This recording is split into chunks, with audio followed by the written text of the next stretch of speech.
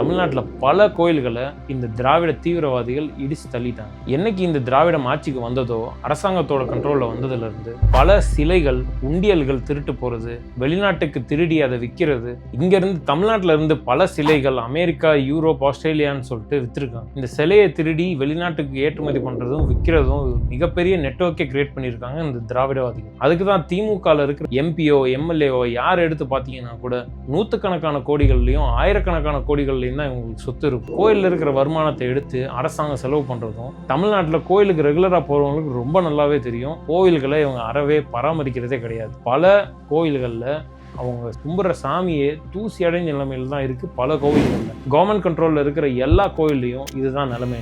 திருப்பரங்குன்றத்தில் ஒரு தீபம் ஏற்றுறதுக்காக இவங்க நடத்தின நாடகத்துக்கு கிட்டத்தட்ட நூற்றுக்கணக்கான கோடி செலவு பண்ணி இந்துக்களை அங்கே தீபம் ஏற்ற விடாமல் செஞ்சுருக்காங்க. இவங்க அதுக்காக எத்தனை கோடி வேணால் செலவு பண்ணுறதுக்கு ரெடியாக இருக்காங்க. ஆனால் ஒரு 1000 ரூபா செலவு பண்ணி ஒரு தீபம் ஏற்றுறதுக்கு இவங்களுக்கு வலிக்குது அப்படின்னா இவங்களுக்கு இந்துக்கள் மேலே எவ்வளோ ஒரு வெறுப்பு இருக்கணும் அப்படின்றத நீங்களே தெரிஞ்சுக்கணும்.